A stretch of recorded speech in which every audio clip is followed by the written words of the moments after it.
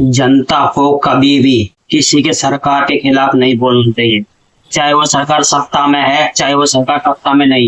क्या है इनकी हकीकत, आज हम आपको विस्तार से बताएंगे। कृपया शुरू से लेकर एंड तक वीडियो देखें, चैनल सब्सक्राइब करें, फेसबुक पेज फॉलो करें, वीडियो लाइक शेयर करें ज्यादा से ज्यादा, ताकि लोगों तक जानकारी पहुंच पाए। बेसिकली बड़े उम्र के लोगों को पता होगा, लेकिन कुछ लोगों को नहीं पता, तो इस वीडियो के माध्यम से पता चल जाएगा। तो बेसिकली इनकी हकीकत क्या है सरकारों की, इनका मतलब होता है आगे आने वाले इलेक्शन आने से पहले तैयारियां करना, जनता को अपने पक्ष में करना, जनता को अलग अलग भाग में बांटना, अलग अलग धर्म में बांटना, अलग अलग जातियों में बांटना, क्योंकि इनका जो वोट कलेक्शन है वो इकट्ठा हो पाए, हिसाब से वोट दे पाए। लेकिन बेसिकली लोग बाग बहुत कम जानते हैं। तो कोई भी पार्टी कल तक जो सत्ता में थी, मान लो वो पार्टी हार गई, अब कोई दूसरी पार्टी आ गई है, लेकिन जो इनका जो घोटाले हैं और जो इनके जो कर्जे जो पब्लिक से टैक्स वगैरह वसूलती है और अरब देश से जो कर्जा लेती है, कल को जो पार्टी सत्ता में थी वो इस आने वाले चुनाव में हार गई, कर्जा छोड़ के गई किसके ऊपर, जनता के ऊपर, जनता भुगतेगी कर्जा, और वो अपने यानी कि उनकी पेंसिल वगैरह सब कुछ चल रही है उनकी हारी हुई पार्टी की भी, विधायकों की, नेता वेता की, जो भी है। लेकिन इसमें सबसे बड़ा घोटाला क्या होता है, सबसे बड़ा घोटाला ये होता है कि जैसे पार्टी हार गई, जो पार्टी जीती है, तो उनके विधायक जो होते हैं, कैबिनेट मंत्री वगैरह जो भी होते हैं, वो उस पार्टी में समर्थन देने लगते हैं, यानी पार्टी में शामिल होने लगते हैं। तो इससे भ्रष्टाचार बढ़ेगा नहीं तो क्या होगा, क्योंकि नए लोगों को तो मौका देते नहीं है, नए लोगों को, युवाओं को तो मौका देते नहीं है, क्योंकि वही घिसे पीटे चले आते हैं जो कल तक जो पार्टी में घोटाला कर रहे थे, अब ने जो नई पार्टी आ गई उसमें समर्थन दे दिया, उसमें शामिल हो गए, कुछ पैसे देके खरीद लिए, अब इसमें आके घोटाला करेंगे। बेसिकली दूसरी पार्टी में शामिल होने का मकसद इनका एक ही होता है, क्योंकि अपने जो काले कारनामे घोटाले हैं उनको छुपाना। उसको कौन छुपाएगा, जो करंट में जो सरकार चल रही है और सत्ता में जो पार्टी चल रही है, जिसके पास पावर है, राज्य सरकार वगैरह की पावर आ जाती है, ईडी वगैरह की पावर आ जाती है, इलेक्शन की पावर आ जाती है, जो पार्टी जीतती है करंट में, तो ये उस पार्टी को समर्थन दे देते हैं। और इनके जो काले कारनामे घोटाले वगैरह इनको छुपाने के चक्कर में, और जो इनकी संपत्ति वगैरह, धन संपत्ति वगैरह जो बेईमानी से या कैसे भी उन्होंने बनाई हो, उसको बचाया जाए, और यानी उसको रोका जाए, और इनके ऊपर जो क्रिमिनल केस वगैरह जो भी है उस पे भी हटाया जाए उनको। तो ये इसमें भारत देश में बहुत पहले से होता आ रहा है।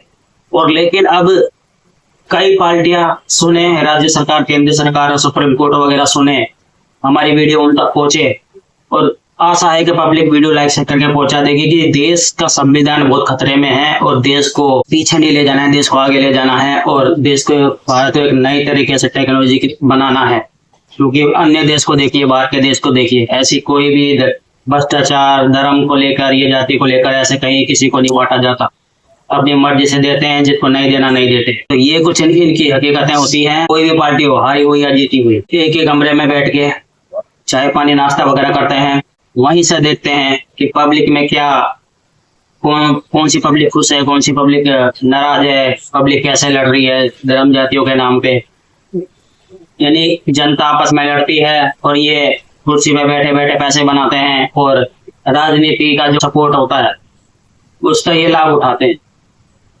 तो सबसे ये निवेदन है, सारी जनता से निवेदन है, भारत की जितनी भी जनता है, अलग अलग भागों में मत बटो और अलग अलग जातियों में, धर्म में मत बटो। इन सरकारों के कहने में, किसी के आस पड़ोस के कहने में, या फिर कोई भी आपका रिश्तेदार आस पड़ोस वाला या दूसरी सरकार वाला बोलता है, अरे वो सरकार अच्छी है, फलानी सरकार अच्छी है, ढिकानी सरकार अच्छी है, इस आने वाले चुनाव में हम उस सरकार को वोट देंगे।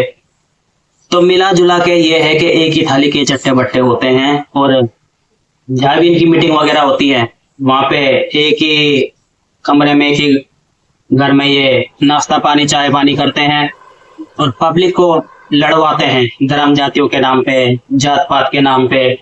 और यहाँ तक कि तो अब तो भगवानों को भी इलेक्शन में लाया गया, इलेक्शन जीतने के लिए।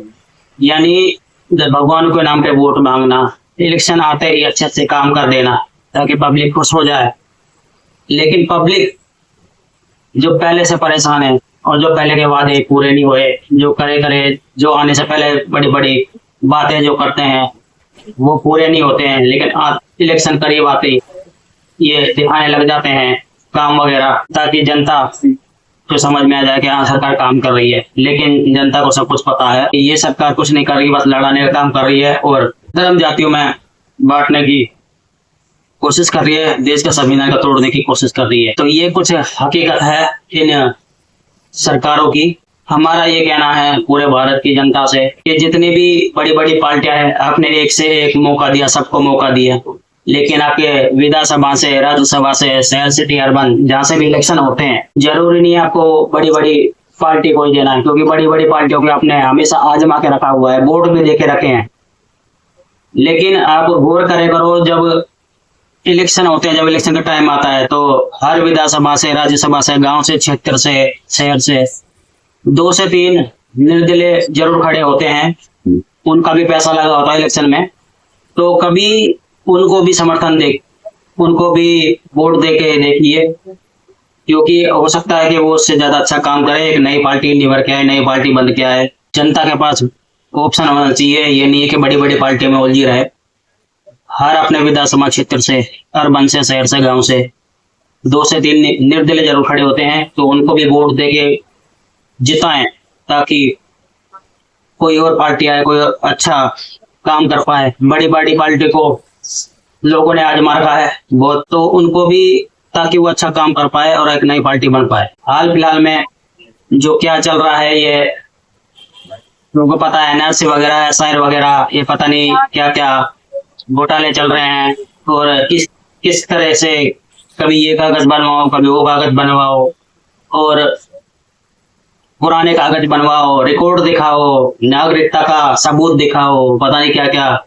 किस हद तक सरकारें गिरती है और कैसे संविधान के साथ खेलती हैं, जनता के साथ खेलती है, धर्म जातियों के साथ खेलती हैं।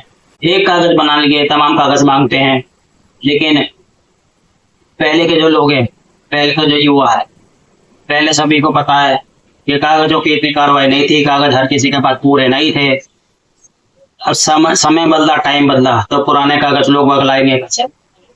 काफी लोगों को तो ऐसे हैं, पेंसिल नहीं बन पा रही है किसी का डेट ऑफ बर्थ नहीं बन पा रहा है, किसी का वोटर कार्ड नहीं बन पा रहा है, या किसी का तमाम तरह की हैं। और जो इनके फोटो वगैरह, जो सीएससी सेंटर, ई मित्र वगैरह जैसी दुकानें हैं, वहां पे धांधागिरी चल रही है, यानी कि लूट खोट चल रही है। मुंह फाड़ के पैसा मांगा जा रहा है, 10,000, 15,000, 8,000, 7,000, 6,000 ऐसे करके पैसे देके लोगों को कागज बनवाने पड़ रहे हैं। जनता से ऐसे बोलते हैं कि ऐसे कागज नहीं बनेंगे, वैसे कागज नहीं बनेंगे, होता सारा काम है। लेकिन कल को कोई दूसरी पार्टी आती है, वो कोई दूसरा नया कागज लागू कर देती है, तो फिर वो कागज बनवाओ।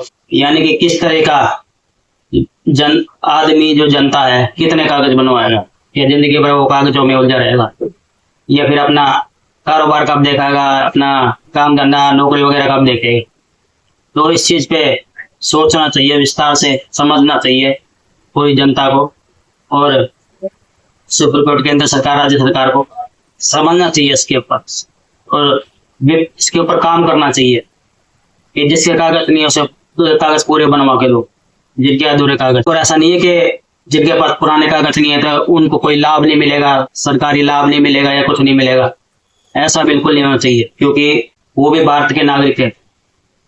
कागज सबके बनने चाहिए, लाभ सबको मिलना चाहिए, जो अपार्थी है, जो हकदार है। तो ये सरकारों की हकीकत थी। आशा है आपको वीडियो पसंद आएगी। वीडियो लाइक शेयर करेंगे, चैनल सब्सक्राइब करेंगे, फेसबुक पेज फॉलो करेंगे।